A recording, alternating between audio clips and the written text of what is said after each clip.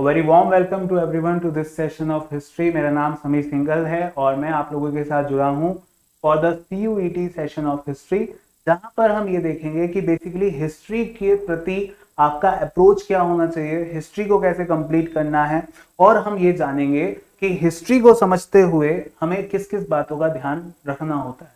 देखो, बहुत से बच्चे कई बार एक सवाल पूछते हैं कि सर हिस्ट्री हम कर तो लें बट द थिंग इज हमें याद नहीं रहता। याद इसलिए नहीं रहता मेरे भाई मेरे दोस्त, क्योंकि हम उसको समझना नहीं चाहते। अब जैसे मैं आपको एक एग्जांपल दूं, मान लीजिए कि आप लोग बहुत बचपन से बहुत सारी पिक्चर्स आपने देखी होंगी अनगिनत, लेकिन अगर आपको कभी भी मैं अगर आपको कहूं कि यार इस पिक्चर में क्या बताया था, क्या कहानी थी, तो मोस्ट प्रोबेबली चांस है कि 99% आप पूरी बात बता दोगे, है ना। वैसे भी बॉलीवुड की आधी पिक्चरों की कहानी एक ही होती है। तो अब बात ये आती है कि जब आप इतनी बात बता ही दोगे ऑब्वियसली, तो आगे बढ़ते हुए हम ये देखेंगे कि इतिहास क्यों नहीं याद रहता, क्योंकि हमारी जो अप्रोच रहती है वो थोड़ी सी गलत है। तो सबसे पहली चीज जो हिस्ट्री को लेकर हमारी बात रहती है वो क्या है, वो है बच्चों आपकी अप्रोच। अप्रोच की अगर देखो बात की जाए तो मेरी बात ध्यान से सुनना। अप्रोच में आपको हमेशा दो बातों का ध्यान रखना है कि इतिहास को हमें कवर करते हुए व्हाट, व्हेन और हु, ये तीन सवाल हमारे से पूछे जाते हैं। इन तीन सवालों का ध्यान रखते हुए अगर एक बात सुनो, इन तीन सवालों को समझते हुए अगर हम बात करें कि इन तीन सवालों से संबंधित कैसे कैसे सवाल आता है, तो देखो सवाल आएगा कि जैसे भाई बाबर जो है भारत कब आया, सवाल आ सकता है। इसके अलावा बाबर जो है वो सबसे पहले समरकंद पर उसका कब्जा कब हुआ, ये सवाल आ सकता है। तो इस तरह के सवाल आते हैं। अब इसी में बात आ गई समरकंद कहाँ पड़ता है, बाबर कहाँ का रहने वाला था, कहाँ का राजा था, भारत क्यों आया, क्या आने की जरूरत पड़ी, काबुल पर कब इसने कब्जा करा, ठीक है। तो ये सब चीजें हैं। तो बेसिकली ये आपकी अप्रोच है, लेकिन फिर भी हमें डर लगता है कि सर इतना सब कुछ याद कैसे रहे। एक तो होता है कि रेगुलर बेसिस पे हम पढ़ते रहे, रेगुलर बेसिस पे पढ़ोगे तो भाई एक तोते को भी याद हो जाता है, लेकिन दिक्कत ये है कि वो कब तक याद रहेगा, क्या एग्जाम में हम याद रख पाएंगे। उसका एक तरीका है जो मैंने सोचा है, वो है कि हमारा जो बिहेवियर है ना इतिहास के प्रति, वो थोड़ा सा गलत है। अगर हम इतिहास को याद रखना चाहते हैं तो इतिहास को याद रखने के लिए हम एक नए प्रकार के अप्रोच पर जा सकते हैं। जैसा कि देखो आप सब जानते हो कि इतिहास केवल इतना सा है, ये वो इतिहास है जो मैंने आपके सामने लिखा है, जिसमें कि आपको याद रखना है कि कितने साल का इतिहास आपको याद रखना है। 2500 BC टू 1947 AD, यानी कितने साल हो गए, 2500 साल, 4500 साल का इतिहास। 2500 साल पहले, 2000 साल बाद में, 4500 साल का इतिहास जो है हमें याद। अब सोच के तो ऐसा लगेगा यार कितना इतिहास है 4500 साल का, लेकिन एक बार इसको थोड़ा सा तोड़ना तो शुरू करो, बाइफरकेट तो करो, चीजें अपने आप आसान होंगी। 2500 BC टू 1947 AD। अब इसमें हम अगर एक साथ टेंशन लेकर आगे बढ़ेंगे कि भाई सबसे पहले कुछ भी शुरू कर लिया, है ना, तो वो अप्रोच गलत है। आपको जब पुरानी कहानी पता ही नहीं है तो आगे का किस्सा कैसे समझ में आएगा। जब तक आप ये नहीं समझ पाए कि भारत में जो महाजनपद थे वो किस प्रकार से क्रिएट हुए, उनसे पहले क्या सिस्टम हुआ करता था, तब तक आगे की दिक्कत कैसे समझोगे। इन राजा महाराजाओं के आपस में क्या दिक्कतें थी, वो सब दिक्कतों को कैसे समझ पाओगे। तो पॉइंट इज शुरुआत से चलो। तो शुरुआत से चलते हुए सबसे पहले चीज आती है बच्चों कहां पे, 2500 BC। 2500 BC से लेकर और 1600 BC तक जो इतिहास आता है वो कहलाता है आपका इंडस वैली सिविलाइजेशन, सिंधु घाटी सभ्यता। इंडस वैली सिविलाइजेशन की देखो अगर हम बात करेंगे तो ध्यान से सुनिएगा, यहां पर हम चर्चा करते हैं उस सभ्यता की जो हमारी वैदिक सभ्यता से भी पहले मौजूद थी। और वे लोग जो है अपने ईंटों के मकान बनाते थे और पूरा का पूरा ग्रिड सिस्टम, एक टाउन प्लानिंग करके शहरी प्रकार से वो वहां पर रहा करते थे। इनकी सभ्यता को इंडस वैली सिविलाइजेशन इसलिए कहा जाता है क्योंकि सभ्यता की खोज इंडस नदी के आसपास के इलाकों में हुई है, जिस वजह से नाम पड़ता है। और ये सभ्यता आपकी जो करीबन यहाँ पे 900 साल की सभ्यता है, इसके बारे में अगर हम बात करेंगे तो इसमें सारी चर्चाएं आएंगी कि कौन कौन से स्थल थे। हड़प्पा है, मोहनजोदाड़ो है, धोलावीरा है, लोथल है, इन सब के बारे में बात करेंगे। इनकी खोज किसने करी, कब करी, कौन सी नदी के किनारे करी, क्या रोल प्ले करा खोज करने में, और सबसे इंपॉर्टेंट चीज वहां से क्या प्राप्त हुआ। ये सब चीजें हमें एक बार डिस्कस करनी है, ठीक है। इसके बाद आगे जो आता है आपका इतिहास आगे बढ़ता है, फिर आता है आपका वैदिक सिविलाइजेशन। वैदिक सिविलाइजेशन, अब वैदिक सिविलाइजेशन पर आ जाओ। वैदिक सिविलाइजेशन क्या है, बेसिकली 1600 BC टू 600 BC, यही तो है वैदिक सिविलाइजेशन। 1600 BC टू 600 BC, पहले ऋग्वैदिक काल, बाद में लेटर वैदिक एज। ऋग्वैदिक काल में, ऋग्वैदिक एज में क्या पढ़ेंगे, हम पढ़ेंगे कि ऋग्वेद बेसिकली क्या है, क्या उसने प्रॉपर सिस्टम हमें बनाकर दिया। अगर आप प्रॉपरली केवल ऋग्वेद को ही पढ़ लो तो आपको उससे तीन चीजें पता चलती हैं। पहला, उस समय का पॉलिटिकल सिस्टम, दूसरा किस प्रकार के धर्म को वो फॉलो करते थे, और दूसरा किस प्रकार के धर्म को वो फॉलो करते थे, और तीसरा सोशल सिस्टम क्या था, वहां पर महिलाओं का क्या स्टेटस हुआ करता था, बाकी चीजों में महिलाओं का कितना सम्मान होता था, इक्वालिटी किस प्रकार से काम करती थी, वगैरह वगैरह। ये सारी चीजें हमें ऋग्वैदिक काल में पता चलती है, ऋग्वैदिक एज में पता चलती है। फिर आता है लेटर वैदिक एज। लेटर वैदिक एज में हमें तीन और वेदों के बारे में पता चलता है, सामवेद, अथर्ववेद, यजुर्वेद। इन तीनों वेदों के अलावा हमें कुछ एपिक्स के बारे में पता चलता है, जैसे रामायण और महाभारत, जिनसे हमें समाज में किन किन चीजों की क्या क्या दिक्कतें हैं, कैसे कैसे आगे बढ़ती हैं, और क्या क्या आपके सामने कभी कभी कोई पॉइंट आ सकता है, कोई कोई दिक्कत आ सकती है, वो सब कुछ हमें इन एपिक्स हमें सिखाती हैं। आपका कैरेक्टर कैसा होना चाहिए, ये हमें इनसे सीखने को। तो ये है प्रॉपर सनातन धर्म। ये वो टॉपिक है जहां पर हम प्रॉपर अपने सनातन धर्म के बारे में बात करें। यहां पर वैदिक सभ्यता के बारे में बात करते हुए पूरा का पूरा सिस्टम हमें समझ में आएगा, और फिर उसके बाद हमें यह भी समझ में आएगा कि क्यों वैदिक सभ्यता खत्म हुई, या वैदिक सभ्यता जो है वो इम्प्योर होती गई, और किस वजह से लोगों ने वैदिक सभ्यता को छोड़ना शुरू किया। वैदिक सभ्यता को छोड़ने के पीछे का कारण हमेशा से वही रहा है कि देखो, जैसे कभी भी कोई बड़ी कंपनी होती है तो बड़ी कंपनी में कभी कभार कुछ ऐसे लोग जुड़ जाएंगे जो अपने फायदे के बारे में ज्यादा सोचेंगे बजाय कंपनी के। और जब कभी ऐसा होगा तो कंपनी के अंदर प्रकार का जो माहौल है वो थोड़ा सा बिखरने लगेगा, लोगों को उससे दिक्कत होने लगेगी, और लोग वाग जल्दी से जल्दी वहां से निकलना चाहेंगे। और लोग वाग जब वहां से निकलना चाहेंगे तो किसी और हाथ को पकड़ना भी चाहेंगे, किसी और दामन को पकड़ना भी चाहेंगे। और वो दामन कौन होंगे यहाँ पे, वो दामन होंगे आपके बुद्धिज्म एंड जैनिज्म। तो यहां पर बात आएगी, तो यहां पर आपका 6th सेंचुरी से लेकर और 5th सेंचुरी BC तक चर्चा आएगी बुद्धिज्म और जैनिज्म। यहां पर ये हमें सिखाएंगे कि इंट्रोस्पेक्ट करना किसको कहते हैं, क्या हम गलतियां कर रहे हैं, क्या हम किस प्रकार से आत्मा को परमात्मा में विलीन कर सकते हैं, आत्मा क्या होती है जो जैनिज्म में बताई गई है, अनात्मा क्या होती है जो बुद्धिज्म में बताई गई है, इसका हमें समझ में आएगा सिस्टम। और उसके बाद बात आती है आपके कि ये दोनों धर्म जो हैं अपने अपने प्रकार से लोगों को अपनी तरफ आकर्षित करेंगे। वैश्य समाज और शूद्र समाज बेहिसाब तरीके से इनको ज्वाइन करना शुरू करेंगे और अपना उद्धार करने के लिए काम करना शुरू करेंगे। इस सब के बीच में बुद्धिज्म और जैनिज्म फ्लरिश करेगा, और फिर उसके बाद जो है एक दौर शुरू हो जाएगा बच्चों, एक सिस्टम का जिसको हम बोलते हैं महाजनपद।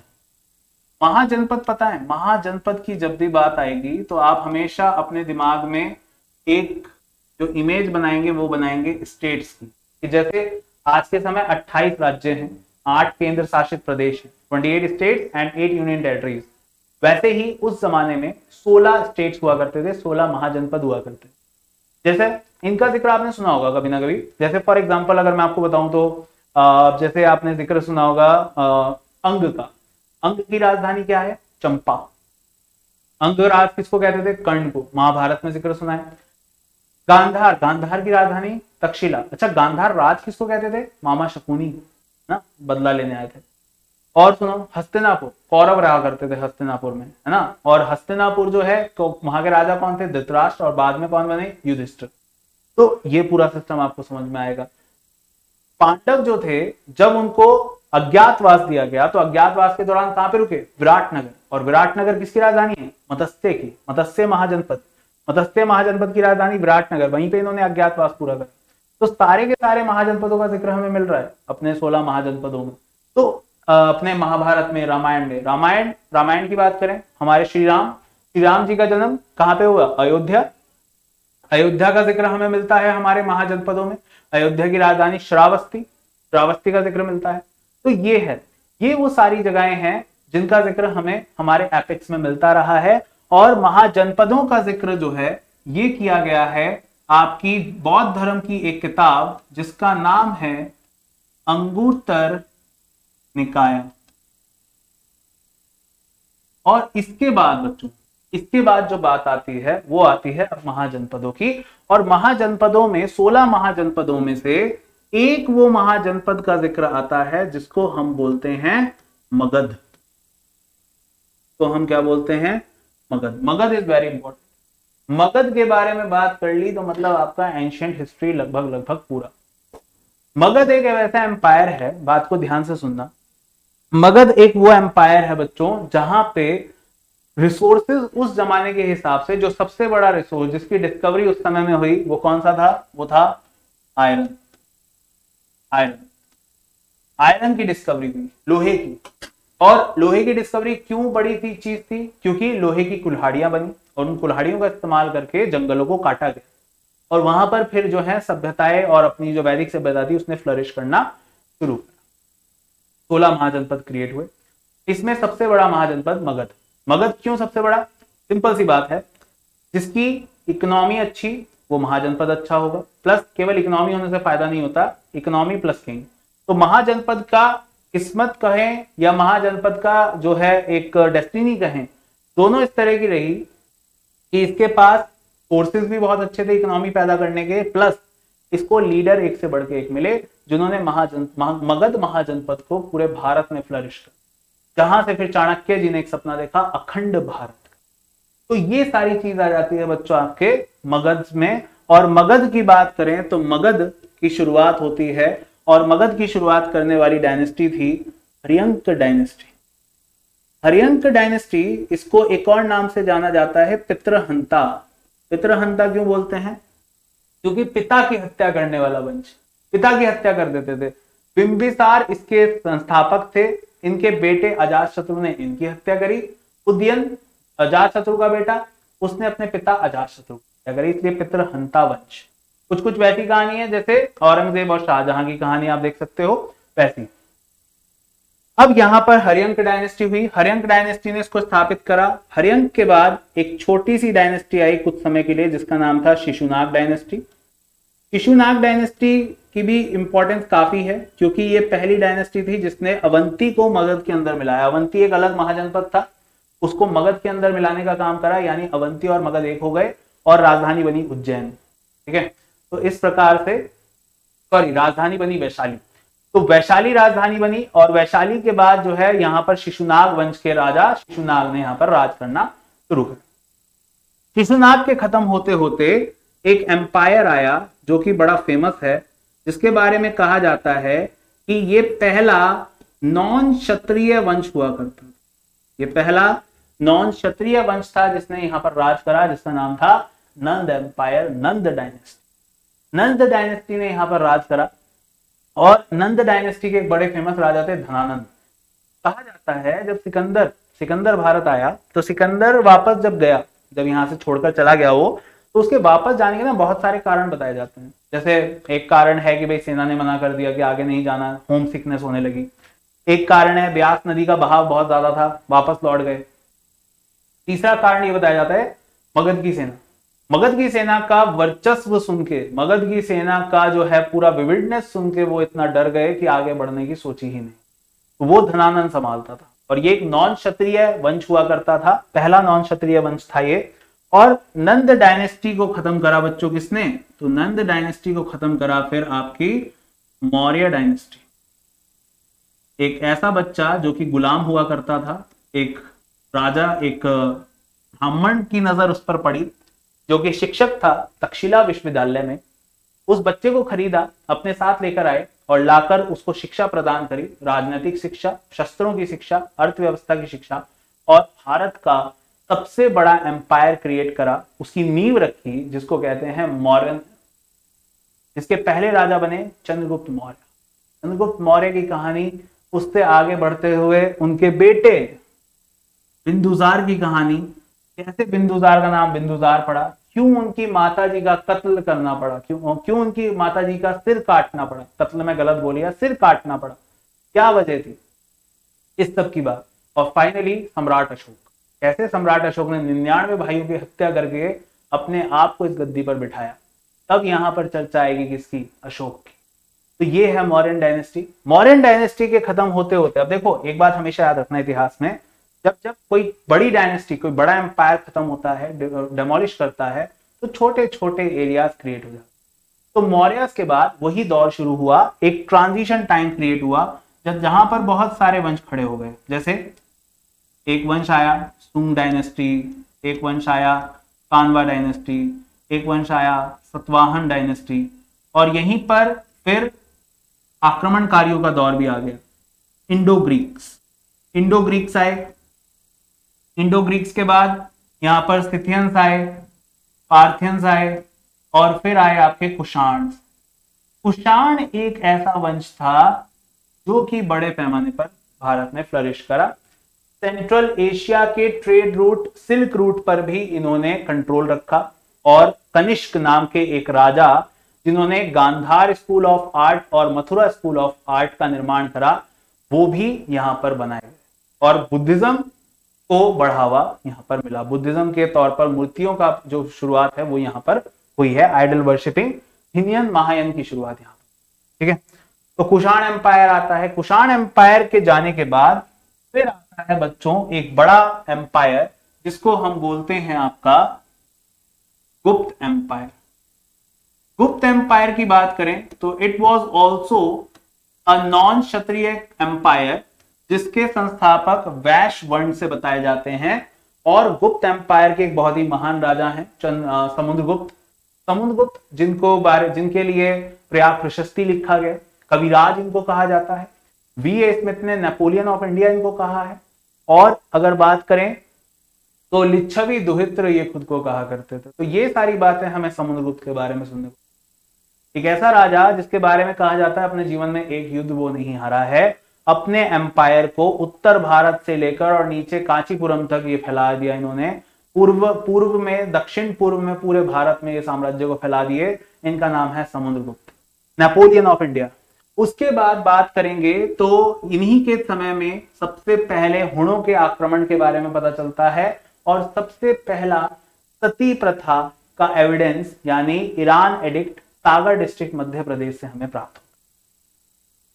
तो ये सारी गाथा हमें गुप्त एम्पायर में पता चलती है। थोड़ा सा गुप्त एम्पायर एक और तरह से भी देखा जाता है कि यहाँ पर हिंदुइज्म का थोड़ा सा वापस रिवाइवल हुआ, और वैश्य और शूद्रों को जो है कुछ और पर्टिकुलर राइट्स उनको वापस प्राप्त हुए। अब वो रामायण महाभारत के बारे में सुन सकते थे, उनका ज्ञान ले सकते थे, ये सब चीजें इनको प्राप्त हुई। और फाइनली इनके जाने के बाद एक लास्ट एम्पायर भारत में बना, जिसका नाम था वर्धन एम्पायर।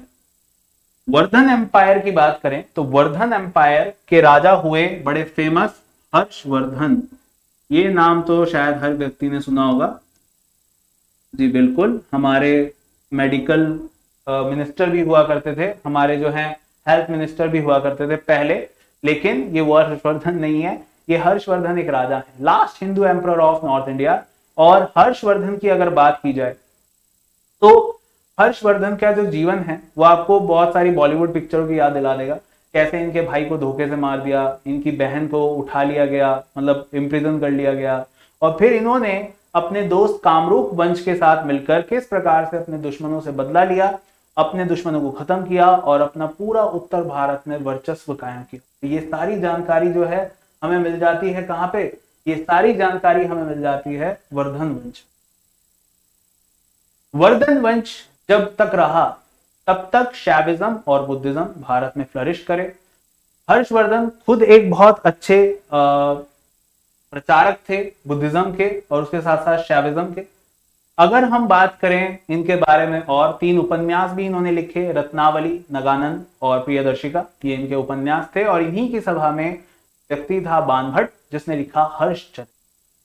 तो ये सारी कहानी जो है हर्षवर्धन के बारे में आ जाती है। और फिर उसके बाद दोस्तों ये जब इनकी मृत्यु होती है तो इनकी मृत्यु होती है 647 एडी। और अगर आप समझ पा रहे हो 647 एडी का मतलब क्या हो गया कि ये वो दौर आ चुका है जब विश्व में एक और प्रक्रिया चालू है जिसको बोलते हैं इस्लाम धर्म का उदय। 632 में प्रॉफिट मोहम्मद साहब इस दुनिया को छोड़ जाते हैं और इनके बाद आगे शुरुआत होती है कैलिफेट्स की, जो कि एक रिलीजियस एंड पॉलिटिकल पद हुआ करता था जिसके छत्र छाया के नीचे रहकर बड़े बड़े और छोटे मोटे जितने भी मुस्लिम साम्राज्य थे वो अपनी अपनी सल्तनत चलाते थे, इसलिए वो कहलाते थे सुल्तान। और इन सभी सुल्तानों ने फिर पूरे विश्व में अपने छत्र छाया बनानी शुरू करी। ये भारत तक पहुंचे और फिर भारत में शुरुआत होती है मुस्लिम इन्वेजन की। सबसे पहले अरबी आए, फिर उसके बाद Turkish, then Afghani, Mohammed bin Qasim, Ghazni, Ghori and then the establishment of Delhi Sultanate. Delhi सल्तनत जो कि चलता है 1206 से 1206 टू 1526 और उसके बाद फिर आता है मुगल। तो ये सारी चीजें जो है मेडिवल इतिहास वाली वो हम किसी और लेक्चर में डिस्कस करेंगे। तो ये था हमारा अप्रोच। आई होप ये अप्रोच आपको समझ में आया होगा कि कैसे, देखो हमें केवल ये नहीं है कि हमने किताब उठाई और उसमें से एक एक पॉइंट नोट करना शुरू कर दिया, नहीं, बहुत गलत अप्रोच है। सबसे पहले ओवरव्यू ले लो किताब का कि भैया क्या क्या है, कौन कब आया, क्यों आया, किस वजह से आया, क्या कारण रहे। फिर उसके बाद डेप्थ में जाओ, उसके बाद पढ़ो कि अच्छा इन्होंने किताब भी लिखी है, तो बहुत बढ़िया है, किताब तो बहुत बढ़िया लिखी है इन्होंने। Getting my point? तो guys that would be it for today and अगले लेक्चर में जब हम मिलेंगे तो इसी तरह से और भी आगे बात करेंगे, मेडिवल हिस्ट्री को भी देखेंगे, मॉडर्न हिस्ट्री को भी देखेंगे और यही हमारा अप्रोच रहेगा और इसको देखते हुए आगे बढ़ेंगे। इतिहास को केवल पढ़ेंगे नहीं, समझेंगे। ठीक है, चलिए इसी पॉइंट के साथ आज के सेशन को समाप्त करते हैं। It was nice teaching you all for today. God bless you all guys, take care, God bless you.